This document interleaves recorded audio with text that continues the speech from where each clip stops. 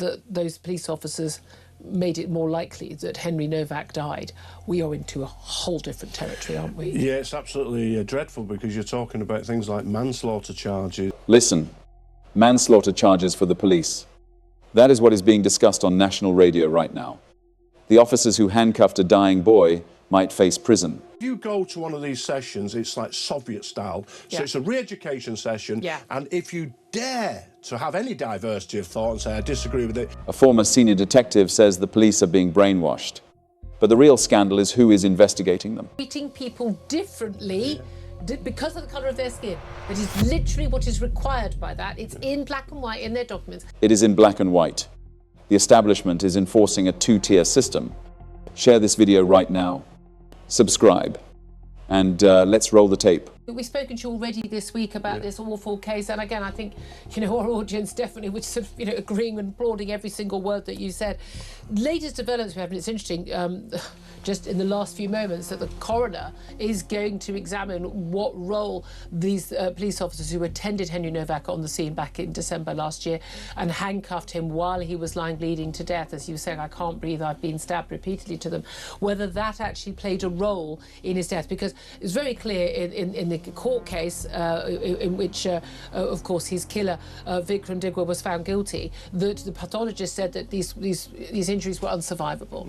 And sadly, he would have died no matter what. And although people are likening this case to the George Floyd case, that was a case of a police officer killing someone he was arresting, as opposed to police officers not helping and not showing kindness and believing a young man who was lying dying.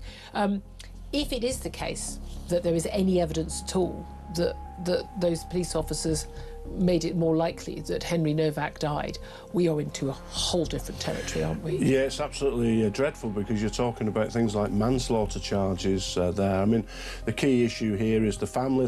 They want answers, don't they? They'll be angry and upset and in a terrible way, and all they need is these answers. But my main concern is that, yes, these officers, if they've done something wrong, they need to be absolutely dealt with, and the treatment of a dying man was absolutely scandalous. But it's the wider issues, I think, Julian. We've got a society which is deeply divided. We have a police force which has lost all trust and confidence, it would seem. I was saying to somebody, can you imagine 20 years ago, ordinary folk in Southampton shouting shame on you at the whole police. I find it fascinating that people always talk about we've got a nation that's divided and this is a bad thing.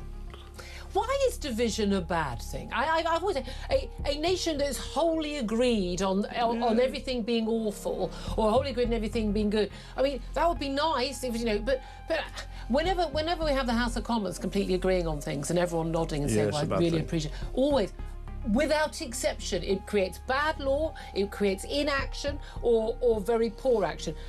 From Dangerous Dogs Act onwards, I really, really think that diversity of thought. Diversity of thought. Diversity of thought matters. Important. But I'm just saying, when people say division, no.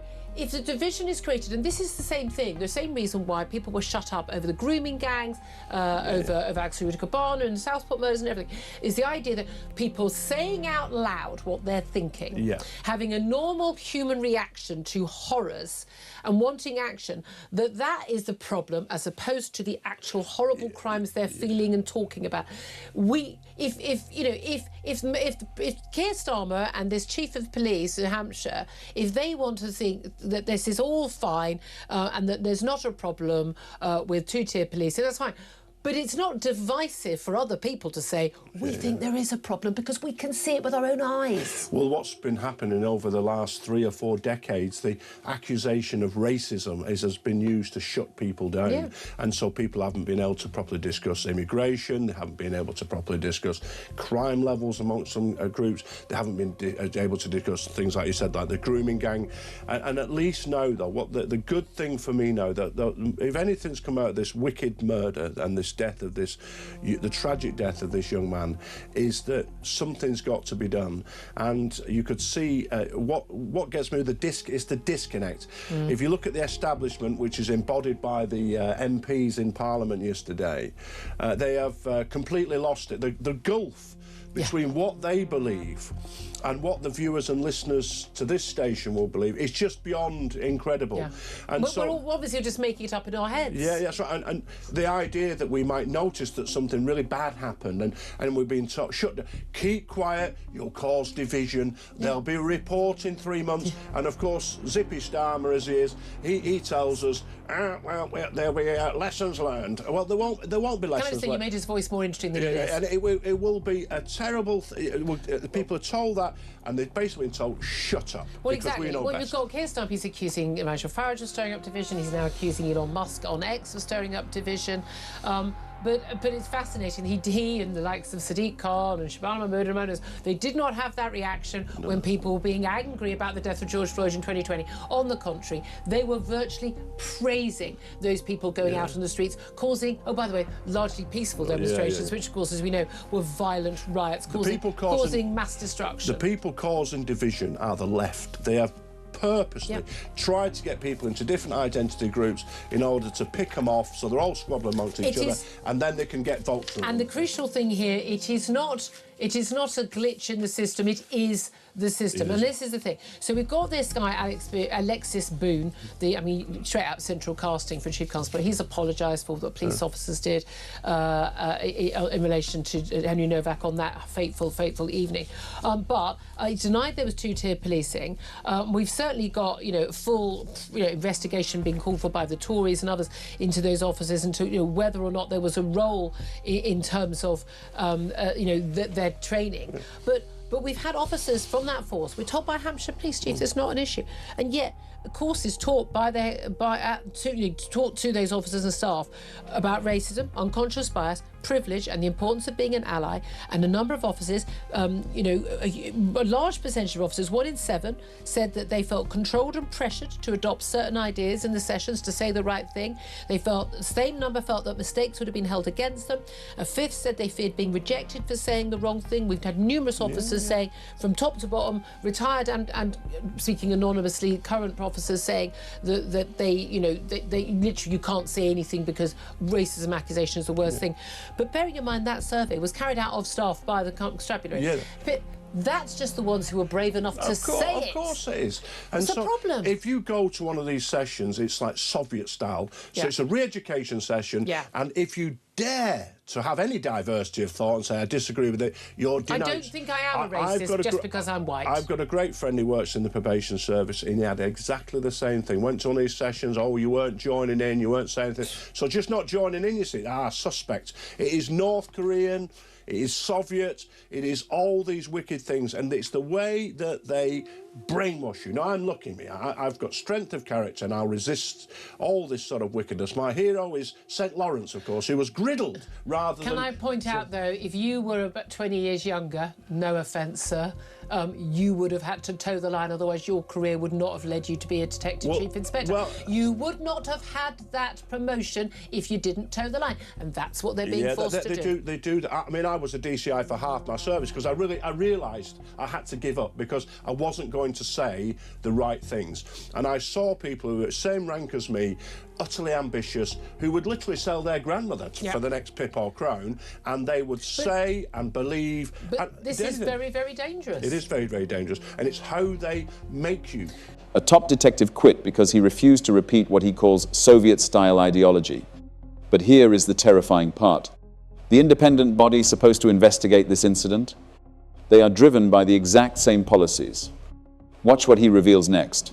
Here's the thing. We're going to have an investigation into whether or not this has been an issue, we're told, by the IOPC, the body that investigates the police. The IOPC has exactly the same training on DEI, diversity, equity, inclusion, equity, not equality, equity, treating people differently because of the colour of their skin. That is literally what is required by that. It's in black and white in their documents. The Home Office oversees this, the College of Policing, the IOPC, the National Council of Police Chiefs, all of them, they all have exactly the same training, and now they're going to look into whether or not that training is a problem. By definition, if you say I don't have unconscious bias, if you say just because I'm white I'm not racist, or if you're brown or black skinned and said I'm not a victim just because I'm brown or black, you by definition are part of the problem because you don't recognise it. How on earth can we trust that anyone is going to get to the bottom of this when this is As I say, I've said it's a poison through the veins of our entire body politic. Yeah, absolutely. And you've got the Conservative leader coming on, and they have got to take full responsibility because all these things went on under their watch. So they can't. It's all right, Chris Philps standing up and saying how outrageous it was. He was the police minister when much of this training was being delivered. They allowed it to go on. They allowed this insidious left-wing cancer to just swarm around the whole body politic, and it's just a dreadful thing. And again, it is in every government department. It is. Kemi Badenoch, to be fair, she got rid of a lot of stuff when she was Equalities Minister. But it's not just, as you've said, it's not just policing. This is a real societal issue. But I think we're coming to a moment where most people are thinking, you know, I need to speak out. And we're lucky to have stations like Talk where we can discuss this, because for 2 or 3 decades there was nowhere to discuss it, and anybody discussed it was denounced. It wouldn't be a story. It wouldn't be a story if it was only the mainstream media, and I say other stations we need to shout out to as well. Where does this go from here? Do you agree, just finally, that Nigel Farage, when he says that those riots we saw in Southampton, they were on a very small scale. I mean, people were injured. It's unacceptable. We all condemn it. Nigel Farage annoyingly did not condemn it. I mean, I find that inexcusable. He didn't. But he says that he thinks they're the beginning of wider unrest. Do you think that is true?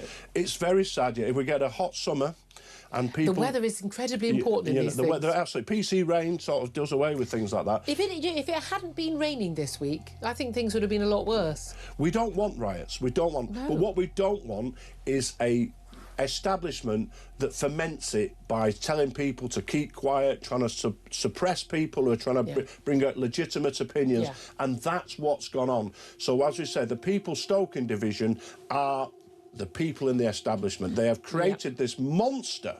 And, you know, you've got newspapers like The Telegraph denouncing all this. So it's really catching on. And as I've said, most people just get on with their life, but they're now noticing it's all gone bad. They get on with their lives, and they want to know that if and when they call the police, when they need help, that the police won't treat them differently because of the colour of their skin. That's not too much to ask. When the Prime Minister says we are criticising Elon Musk and X, saying we're trying to whip up division, we are a reasonable, tolerant people. Yes, Prime Minister, we are, and we've had enough. The establishment claims they want unity. But critics say they are building a two-tier justice system that punishes common sense. So here is the question, and I am pinning the best answer. Should the officers who prioritise protocol over a dying boy's life face manslaughter charges? Leave your answer below. Like this, subscribe.